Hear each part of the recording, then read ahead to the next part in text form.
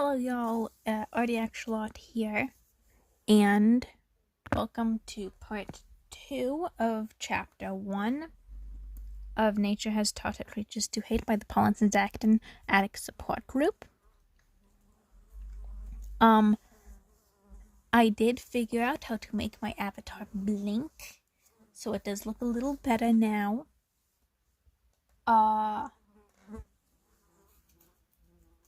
Yeah. Once again, apologies for background noise such as the fan, animals, people talking in the background, stuttering, that kind of stuff. And enjoy. The year is 1995, and there is no leak of secured files, and the Magnus Institute is not yet known as the trusted haven for lunatics and liars. There is no ridicule, no disdain, no emotions towards it at all. Really, and hardly anyone knows its name. The year is 1995, and John is 8, and he has always loved reading because he once had a mum who loved it as much as him. She used to hold his hand as they browsed bookshelves, used to push them between his open palms, used to sit with him tucked to her chest, reading him books that never ate a soul. She never got mad at him for his picky tastes in books. She always just laughs and called him clever, told him she loved him 1,000 shining stars, 1,000 cups of coffee, 1,000 hugs, 1,000 kisses. John misses her laugh. He misses her telling him she loved him. He hasn't heard anyone say it in so long. Sometimes it hurts how much he misses her. It had always been the two of them, musketeers without any need of a third. He thinks the web had been right when it called him empty.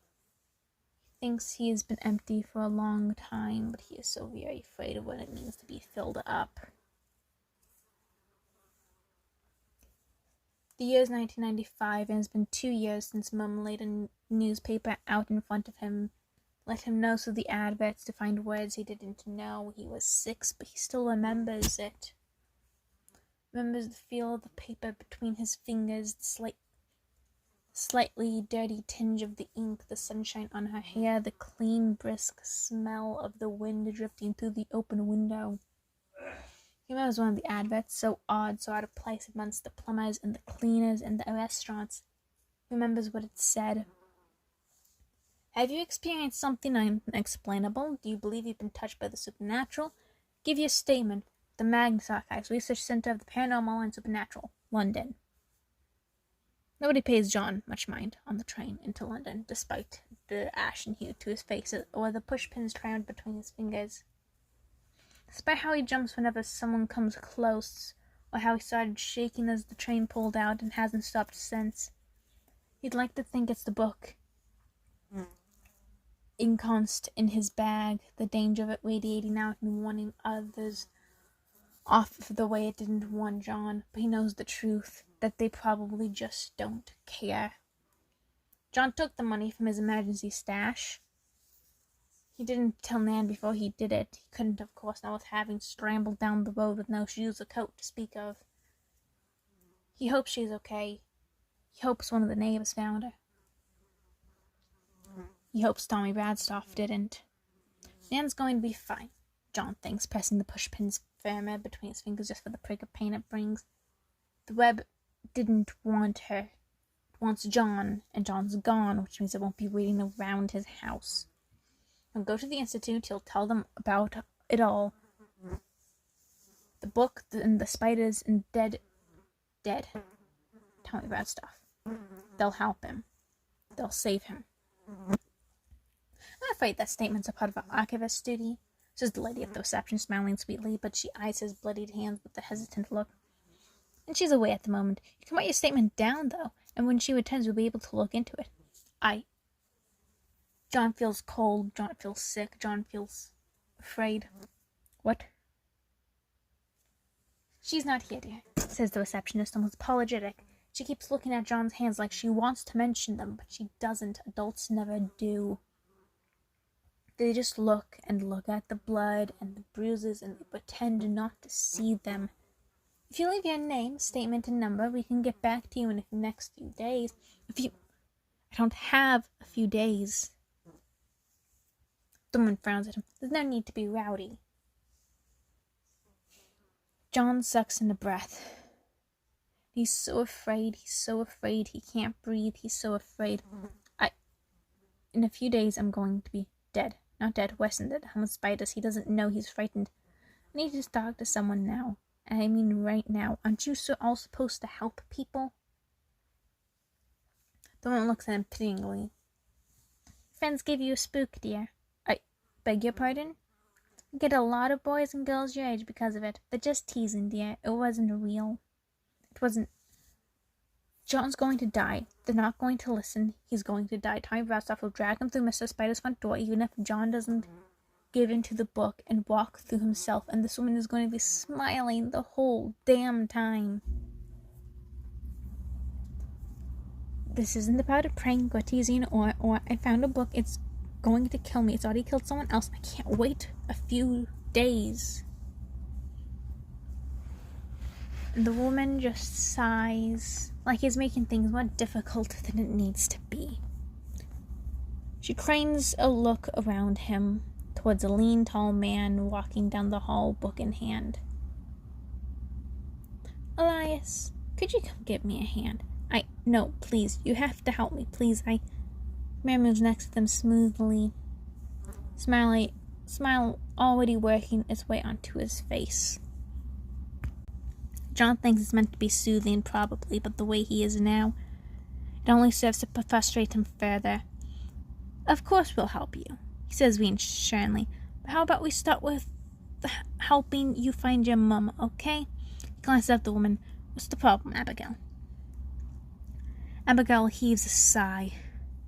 A book he read frightened him. Elias nods, considerate, like it's exactly like as he expected. He smells funny, John thinks, like smoke, but an odd sort. He doesn't like the smell. Books can be frightening at times. Why don't you tell us the title and we'll hunt down a copy? John hates him terribly in that moment. He wants to scream. It's not, he groans. The story isn't the problem here. Elias opens his mouth, begins to speak, but then, a book, you say? John jumps, because he's jumped at everything since Mr. Spider opened his door. There's a man in the doorway of the main foyer, brow raised in curiosity. He's old, a bit withered, a bit wrinkled, with a thick beard and sharp, clear eyes. He takes broad, clean steps towards John, quick and measured, then glances at his hands. He frowns, kneeling before him. Before John can stop him, he takes his left hand in his own, carefully pulling out the pin between his middle and ring finger. Did you do this to yourself? John stammers. I had to. The book, I kept wanting to open it, trying to, even when I knew better. This book that kills people. Eats them. Oh, well, the thing inside it does. It just lets it out, I think. Mr. Wright, I don't think. Mr. Wright smiles warmly. I'll handle this, Abigail. He turns back to John. This book, did you bring it with you? Shaking, John pulls the book out of his bag. He doesn't mind the pins as he does. Do not open me, John. Mr. Wright accepts it with interest, careful to avoid the tax. Did you do this? I wanted to get rid of it, tried to. Why didn't you? I did. Something brought it back. His heart hammers in his chest. Will you help me? Mr. Wright smiles at John, and it almost makes him believe that everything will be all right. Then he tears the box open in a swift, clean movement. You can't, cries John, lunging forward. You'll read it. It'll make you knock. A children's book. Guest for Mr. Spider, reads Mr. Wright, regarding the cover with clinical interest.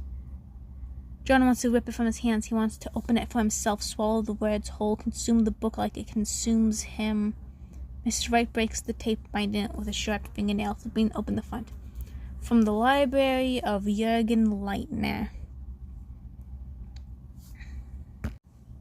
A jolt goes through the room. through Abigail and Elias, through John. When he looks at the receptionist's face again, it's stricken.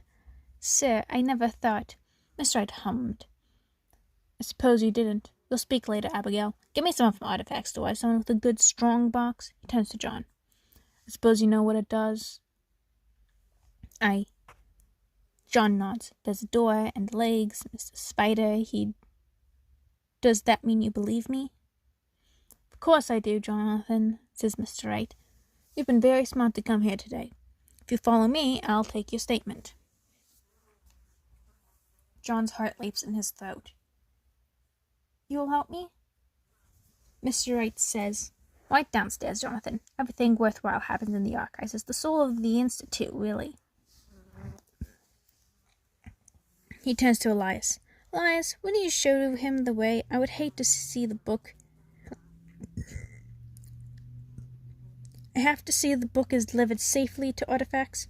I'd hate to see someone lose. I'd hate to lose someone to a lightner.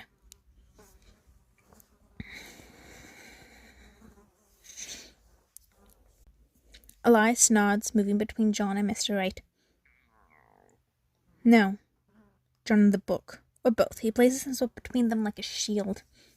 Of course, Mr. Wright. I did tell you to call me James, Elias. He nods to them both. I'll be down in just a moment. First aid kit for her friend's hands, perhaps. And Abigail, if you might come down to my office at the end of the day.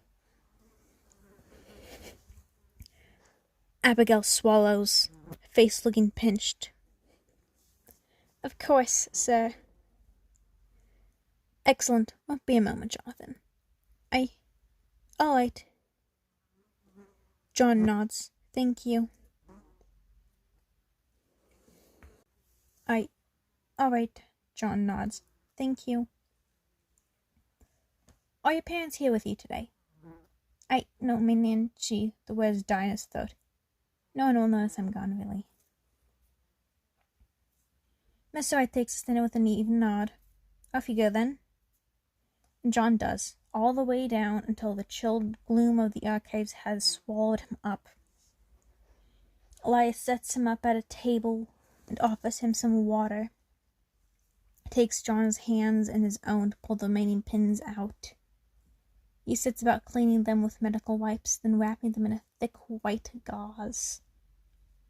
Why did you put pins in your hand? He says as he adds tape to the junction of John's wrist. Shrugging, John pulls his hands back, cradling them close to his chest.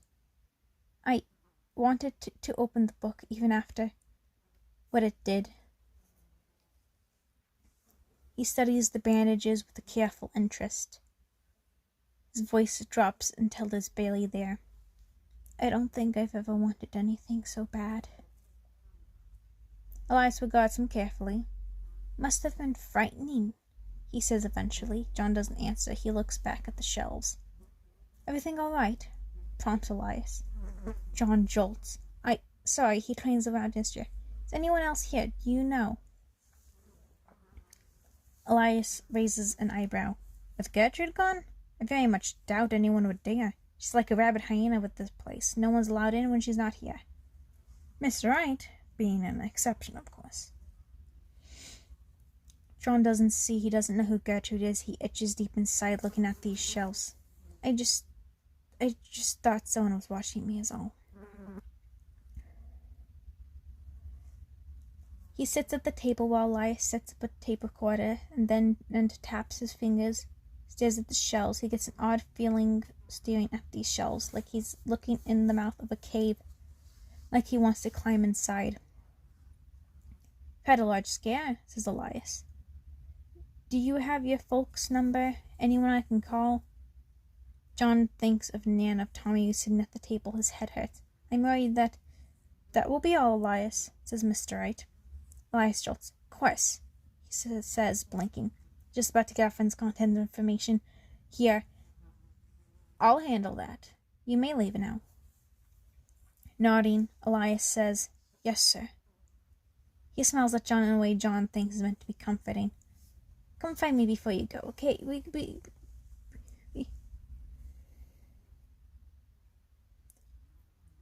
You can wait with me until your parents get here. You shouldn't be heading off alone. I'm sure that won't be necessary, Elias, says Mr. Wright, taking his place in the chair across from John. He sets a tape recorder on the table, then waits for Elias to leave before he presses the button. John wishes he had stayed, but he doesn't say it. Right then, statement of Jonathan Sims regarding his account with the book, a guest from Mr. Spider, statement taken directly from subject, the 7th of January, 1995. Statement begins. He nods to John. Those eyes watch him from the stacks, watch him shift, watch him squirm, those awful eyes he cannot see. A part of him wants to stare back. I don't like reading things that I feel I've already read before. It's like after the first, it feels like I've already crawled inside their minds and learned all they have to say. I like reading, but I like reading new things. My mama always said it was good, said I was curious, but Nan, she thinks I just like to be difficult. She found the book in a charity shop, and the second I saw it, I knew I hated it. Mr. Wright lets the tape recorder run after John's words have already ran dry. He stares at him from the other end of the table, silent, watching. John shifts uneasily. So, do you believe me? A beat, and then, oh, it's hardly a matter of belief, Jonathan. Do you believe in fate? John blinks. Like I was meant to find the book? The web certainly seems to think so. What say you? This doesn't feel right. Somehow it doesn't feel like this is how this conversation is meant to go. But John feels himself slipping further down a spiral anyway. The words had flowed out of him methodically, rhythmically, like he was always meant to say them. He doesn't want to stop. I say I don't want to be a mobile home for cobwebs. Mr. White smacks. I suppose not now. Are you going to help me? John shifts in the seat and he realizes he never heard anyone say anything about help. Not upstairs, not in the ad, just research, just a statement. Tommy Patstoff is probably still in my neighborhood. He'll be mad when I don't knock. Yes, he is a dilemma. Mr. Wright hums again. Not a very large one, though. That is temporary, guess. Hosts never last very long. Don't hold together very well. Dimly, John thinks he should get up and leave the same way he thinks he thought he should stop reading that book. He thinks he's afraid the same way he was afraid when he saw that final page, though he does not know why. He cranes in his chair. Are you sure there's no one here? There's you, and there's me. Mr. Wright tells him evenly, and those eyes are still staring. Who else could there be? Someone's watching me, insists John. Mr. Wright cocks his head. Do you know what happened Do you think what happened to you could have happened to anyone, John? What does this have to do with anything? Mr. Wright does not answer. John huffs. Anyone who read it, I suppose. What does it matter? Anyone can act as spider food. That's true, acknowledges Mr. Wright, like he's discussing the weather. Your Tommy Bradstoff proves that very well. But do you think the web would have pursued anyone, Jonathan? I don't recall ever telling you my name. There are special people in this world, Jonathan. I truly do believe it. People above the rest. I think you've been noticed as one. Something horrible rounds itself into his stomach. His palms itch. The shelves watch. I should go. My Nan is going to be wondering where I am. No, she's not. You said it yourself. No one will miss you for hours.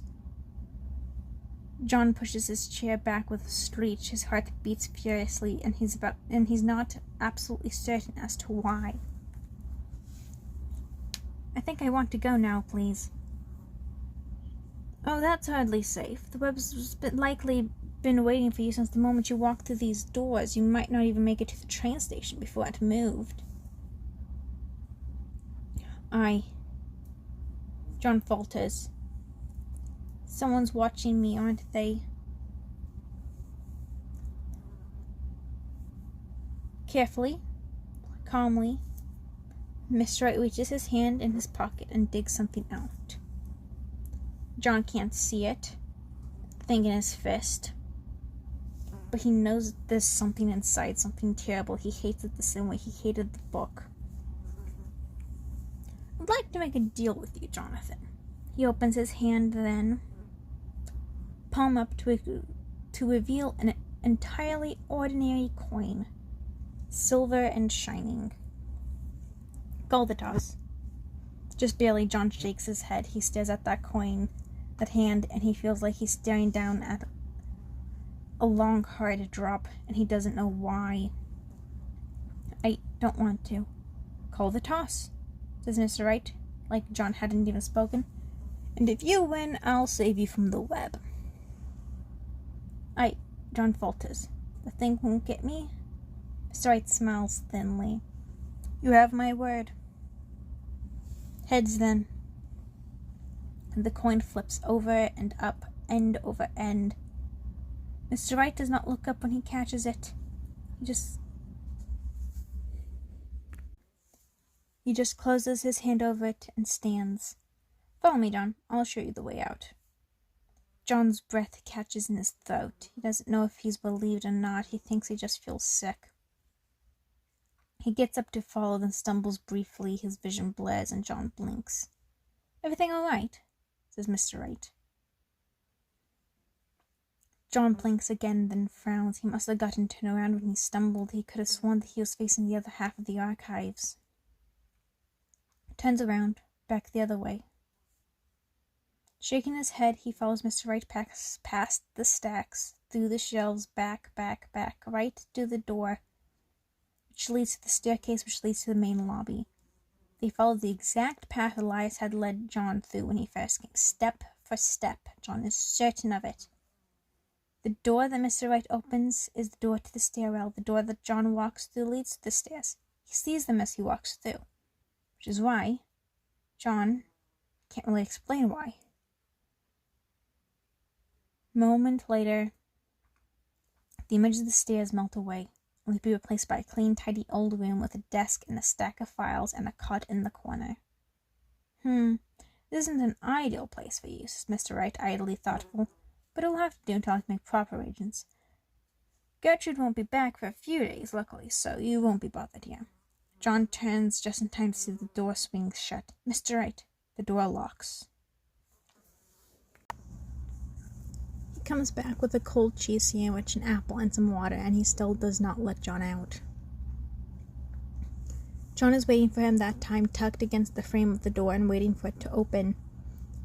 When it finally does, he almost doesn't realize, and his surprise costs him a good few seconds. That's too much, as it turns out.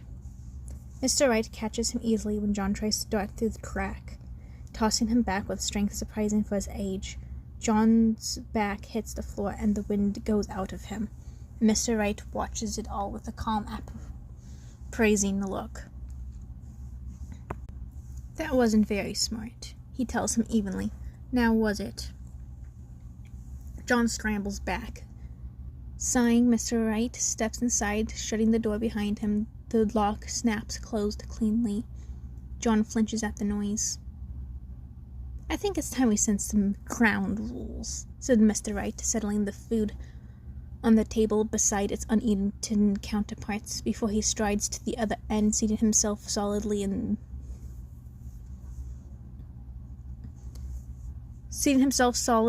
Gertrude Robinson's chair. He gestures to the chair opposite. John doesn't move. Mr. Wright's voice turns sharp. Not an animal, Jonathan. Get off the floor. John turns red despite himself. He stands, then after a moment settles himself on the edge of the chair. Eat your food, Jonathan. I'm not hungry, lies John. Mr. Wright smiles humorlessly.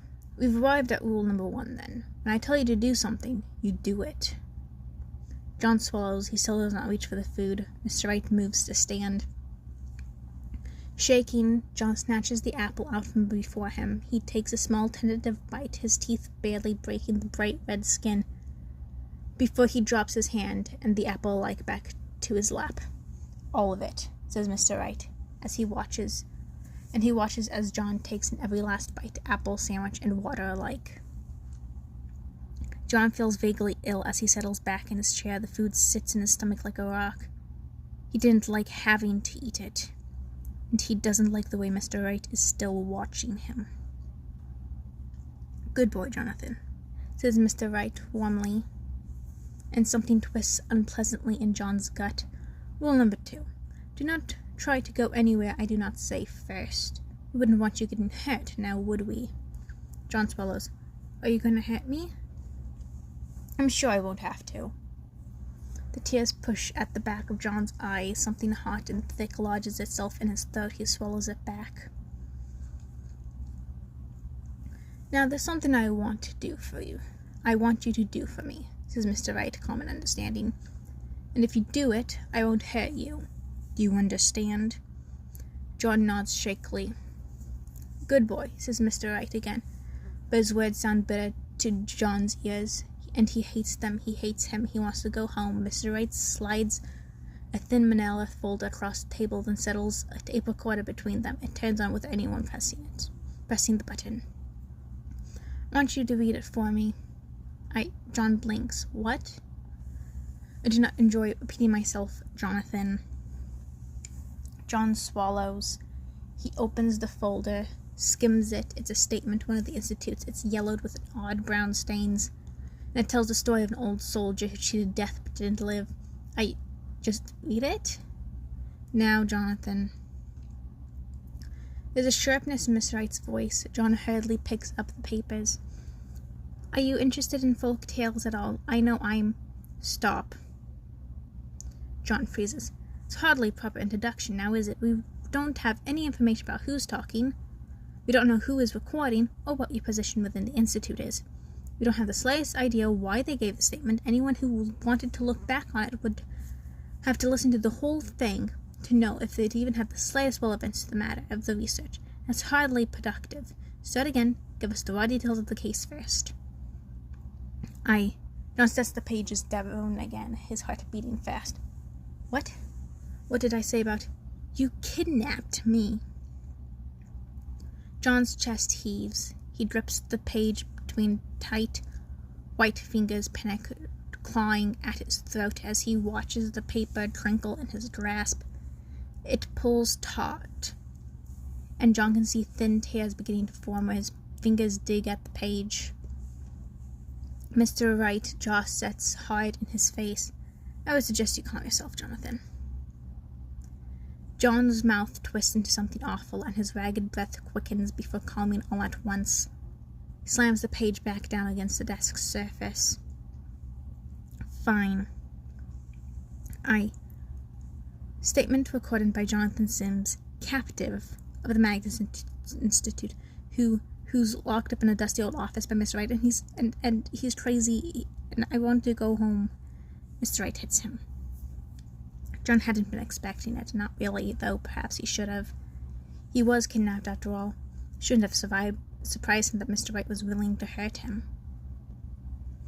The hit was enough to send him tumbling off his chair, though not enough to do any real damage. His jaw aches something fierce, and John knows there will be a bruise. These broken bones before, and this isn't one. It hurts, though, and the spiraling panic that had been circulating through John's brain since Mr. Wright first locked the door starts to shudder through his mind. God, unless John escapes, he's going to hurt him, if not kill him.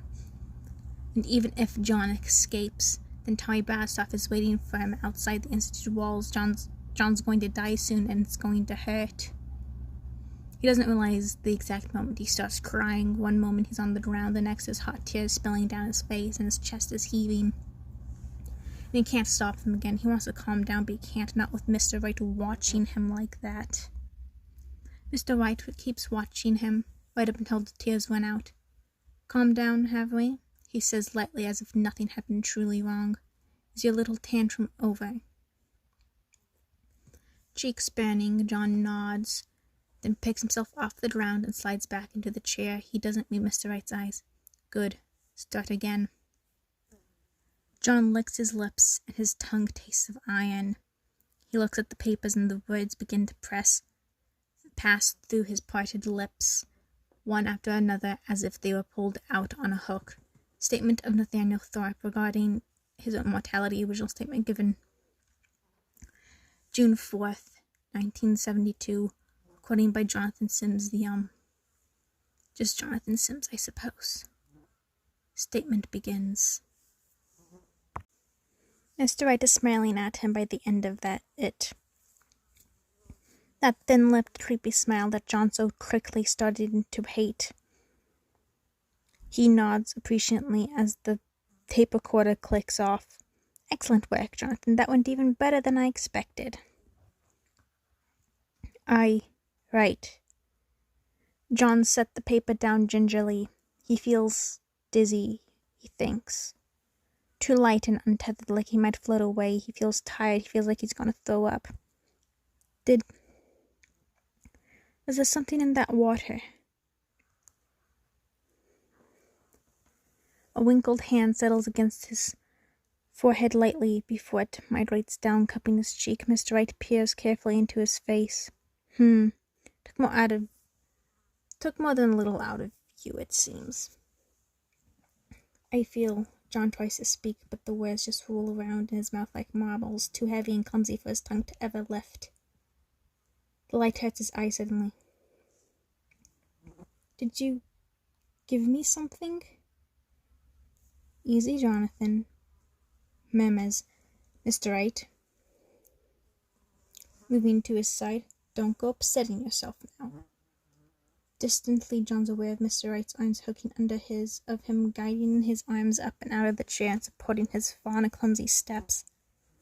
He leads him to the cot in the corner, helps him lie down. Rest now, Mr. Wright tells him, and John feels his papery white fingers twist their way through his dark, tangled hair. Can't have you make yourself ill now, can we? John feels like he should say something clever then, but he also feels like if he ever opens his mouth again, he'll vomit. So he elects to keep it shut. Tries to keep his eyes open, but the room spins horribly the more he looks, so he squeezes them closed and prays for the room to still beneath him. There's a chill at his back, cutting through the thin fabric of his shirt, and John thinks there might be a vent there. Something to let the air in. He wonders if he can shout through it for help, and then wonders if he'll ever be able to shout again. He can't open his mouth. John falls asleep as Mr.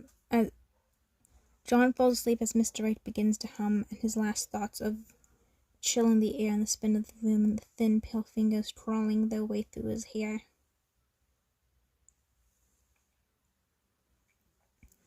When John wakes, Mr. Wright is gone and he's alone. He blinks hazily, his eyelids coming apart reluctantly against the grit. The dim lights overhead burn when he pulls them open like knives in his brain, and John quickly shuts them again. His head pounds. It takes him a good 20 minutes to feel human enough to try to open them again, and a good 10 minutes before that to be able to sit up. His mouth is dry and rancid, his tongue too thick in his mouth to have any hope for speech, and his throat isn't much better. There's a needle in his arm, feeding into an IV line that hangs from a coat hanger attached to a shelf. John blinks at it, confused, before he moves to fumble with the tape, pinning it down. Don't touch that, Jonathan. John flinches.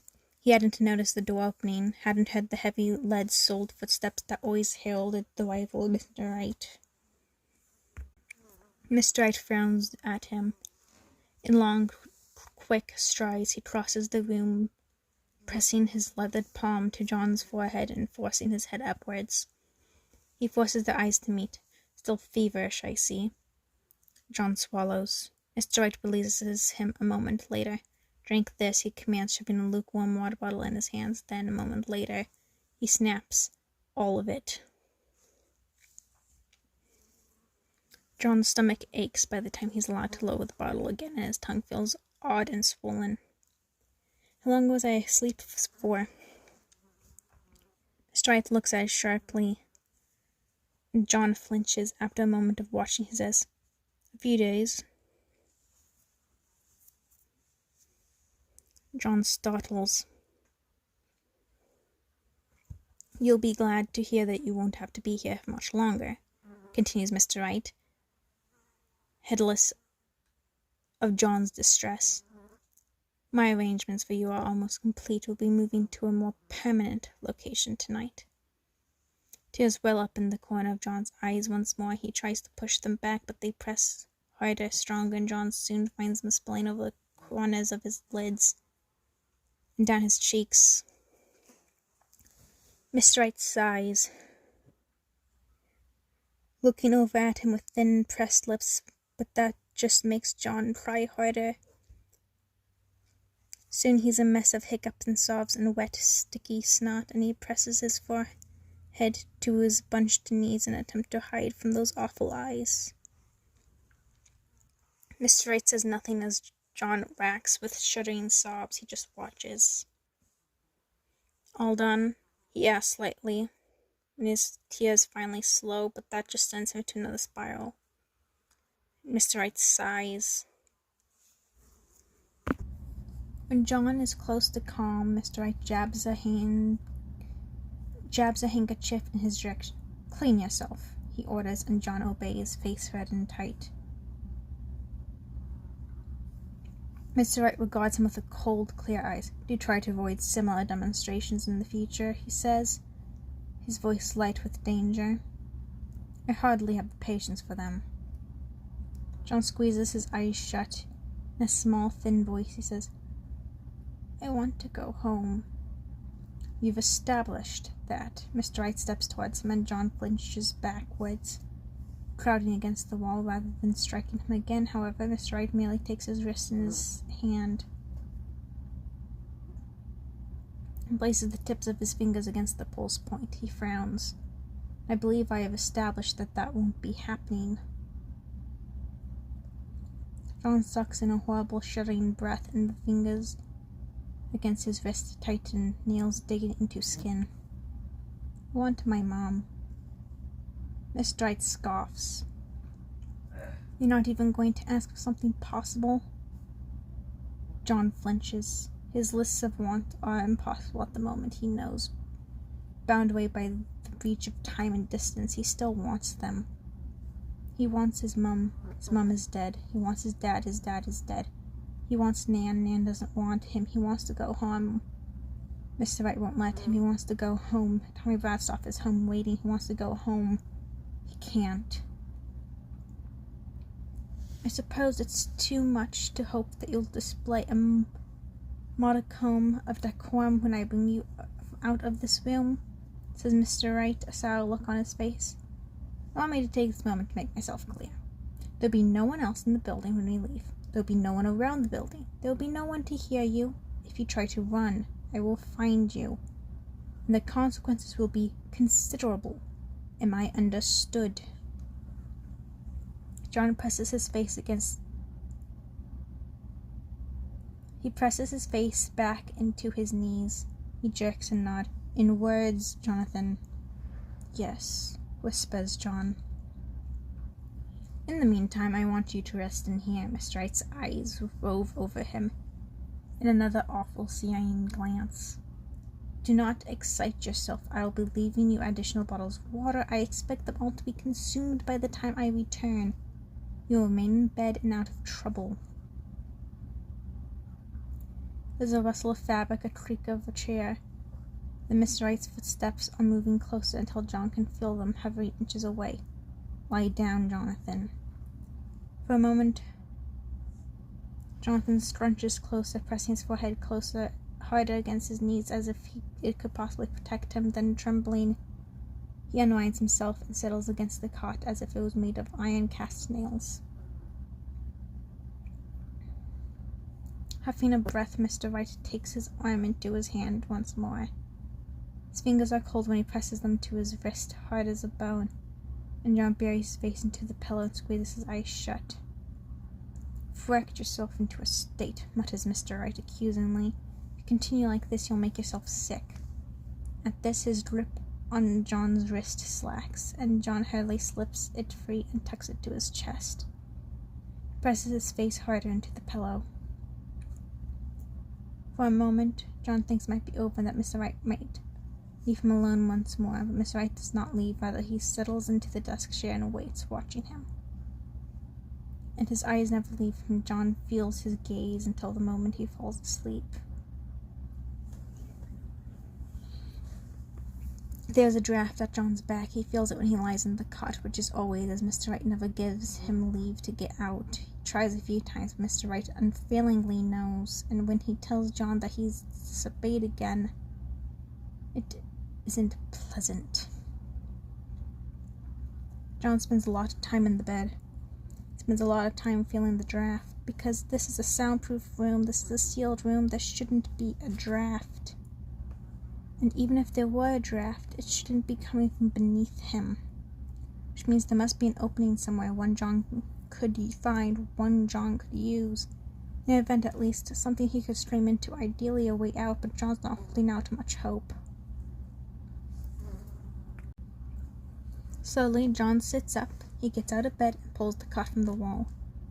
Frowning, he inspects the floor, looking for any sign of anything. The carpet beneath is dull and gray and faintly stained, speckled with rusty brown splotches that John tells himself is coffee, but there's no secret trapdoor.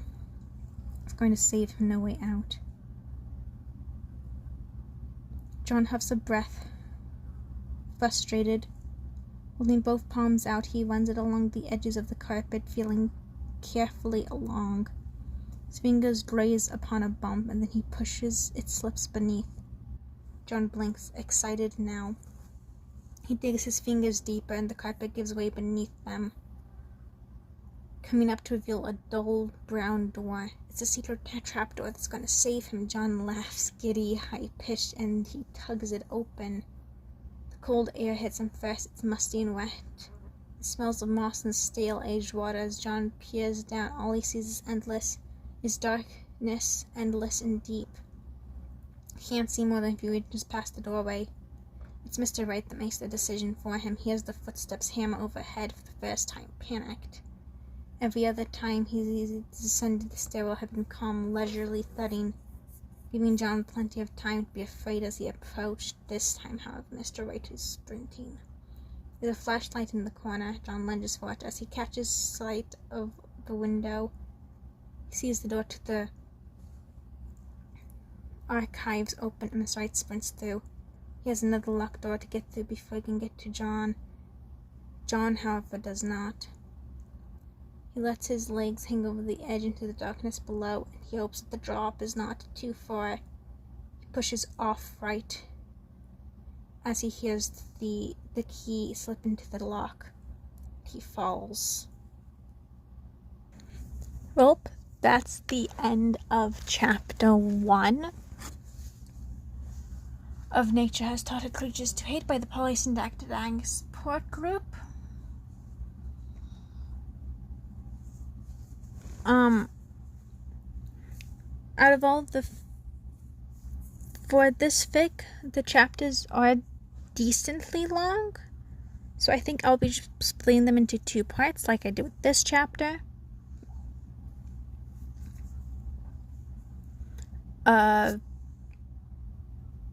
Sorry that they aren't the same amount of length. I just thought that the other one, that was a good stopping point, and this one there's no really place that you can stop on this part where it's not a complete cliffhanger. So yeah, anyways, next time we'll be starting chapter 2. Thank you for watching, and we shall continue this fic next time.